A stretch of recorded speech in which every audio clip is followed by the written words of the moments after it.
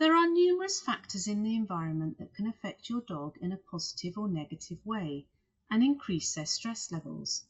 A completely stress-free life is impossible to achieve for either us or our dogs, and some stress is in actual fact necessary. It's all about achieving the right balance. One way to look at this is referring to stress as a bank.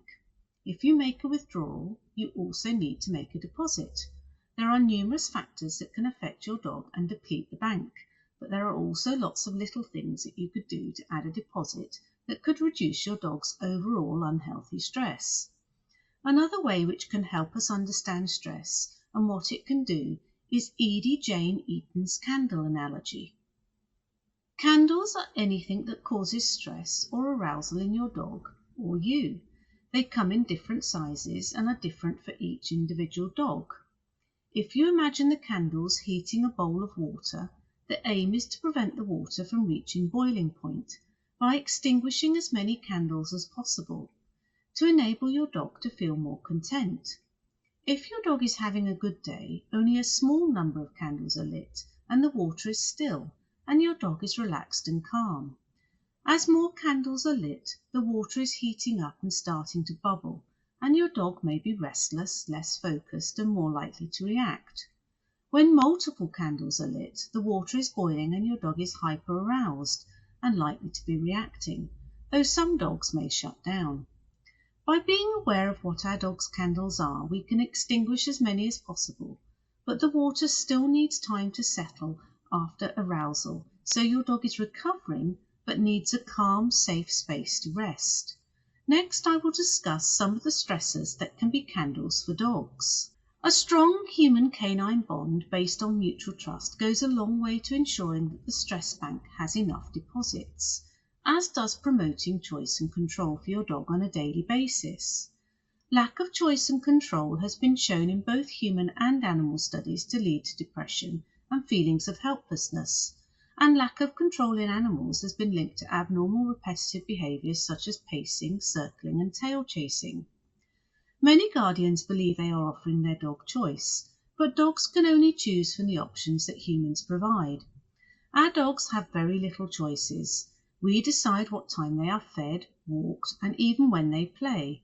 That's why it is vital to increase choice wherever you can. One way you can do this is on the walk. Let them sniff, stop, zigzag across the field if that's what they want to do. Dogs rarely walk in a straight line if left to their own devices, as they are drawn by each new scent. Over-arousal can be caused by excitement, anxiety or fear. Noise sensitivity can be a big issue for dogs trying to live in our modern, fast-paced world, and over 50% of dogs are afraid of fireworks and thunderstorms. If your dog is disturbed by noise, you could consider a white noise machine or play suitable music that would calm them. You could start a desensitization program several months before and ensure they have a safe space away from windows and close all the curtains. It is important to feed your dog an appropriate diet, but also to feed in a species-appropriate way. Dogs are born scavengers and enjoy foraging for their food, such as with snuffle mats or scatter feeding. However, this should also be in the right balance so it is enjoyable and not too difficult, which will increase their stress levels. If you are considering changing what your dog eats, always introduce any changes slowly. Diet plays a large part in the increasing number of dogs who live with allergies, as do other allergens found in the environment. This can affect their general health as well as having inflamed skin, sore itchy ears and an unsettled digestive tract causing pain. It is estimated that up to 82% of behavioural issues are attributable to pain. Pain can be musculoskeletal from an acute injury or chronic from a long-term issue. It can also be gut pain, which has an effect on nutrient absorption and serotonin production, which can in turn affect mood. Different life stages can be confusing and stressful. Everything is new for a puppy, and ensuring your new puppy has lots of suitable experiences when young can help with resilience later on. Socialization should be thoughtful and at your puppy's pace. Adolescence can be a challenging time, as anyone who has had any contact with teenagers knows. Old age can also add to a dog's stress, as mobility and cognitive function decreases and pain and health issues increase. Dogs are sociable animals and will never relish being left alone, but for some, being left alone is extremely scary.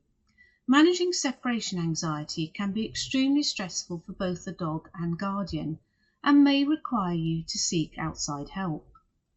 They are also social sleepers and will sleep better with company. Getting enough sleep is vital for all dogs.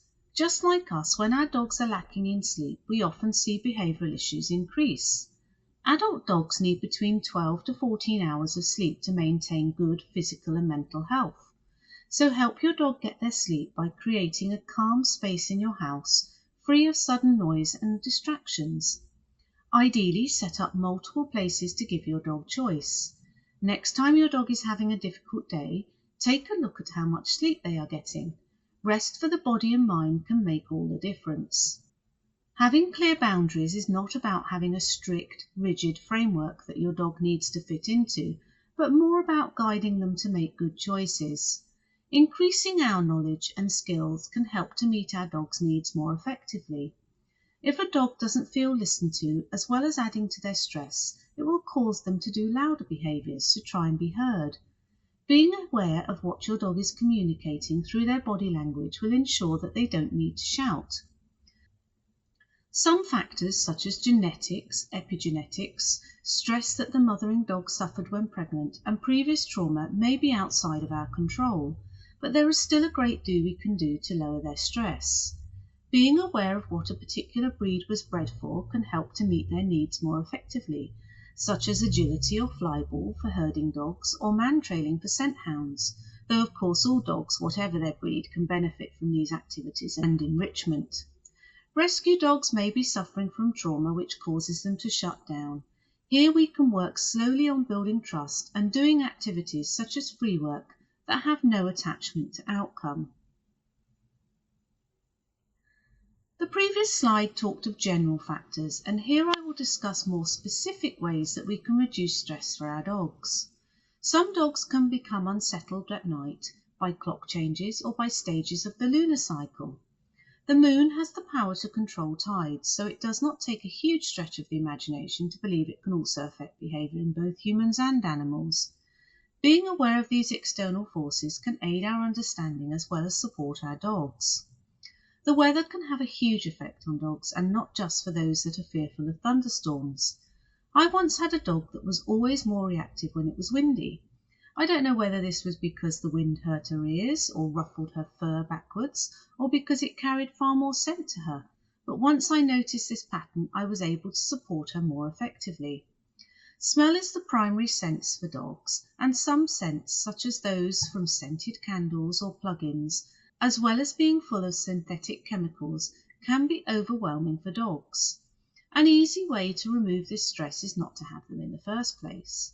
Similarly, ultrasonic pest controls can have a detrimental effect on a dog's behaviour. For those dogs that are noise sensitive, just a little thing like a jangly dog tack could push them to breaking point as they can't get away from it. You could try a metal tag that slips onto the collar and lies flat, or an embroidered collar. Many dogs are fearful of vacuum cleaners and other loud household appliances. They may need a gradual desensitisation program to help this fear. If a dog has a harness sensitivity, it may be because they are fearful of something going over their head, in which case a harness that comes in several pieces that clip together may help, or it may be that the harness is causing them pain because it is fitted incorrectly, or they have a sensitive, painful ribs or spine. Dogs are incredibly adaptable, but it can increase their stress if their routines change too often. Always introduce changes gradually. Slippery floors can add to a dog's stress and affect their gait and cause injury. Think how you walk when you know the ground is icy. It is difficult to concentrate on anything other than where your feet are going, and this is the same for our dogs. If you have hardwood floors, put non-slip rugs down or paint tiles with non-slip resin. Ensure that dogs' water bowls are not close to a wall, forcing them to have their back to a room or be forced into a tight space.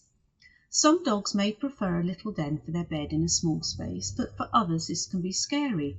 Always be led by your dog and their needs. Similarly, doorways, particularly in multi-dog households, can be a source of stress, frustration, and occasionally conflict. Simply being aware and teaching your dog impulse control can help. Though our dogs are domesticated, they are still living in an unnatural confined environment, and their senses are heightened towards noticing any changes. They will pick up on yours and other family members' energy, both positive and negative, and this can affect their mood and behaviour.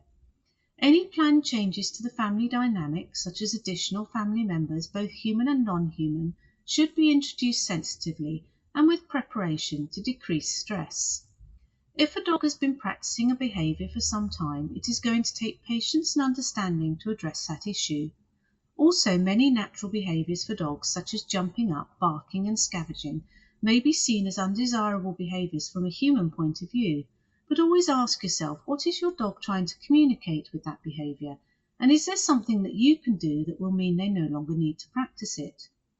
This presentation has given you a few suggestions on how to reduce a dog's stress to healthy levels, which is fundamental to their well-being.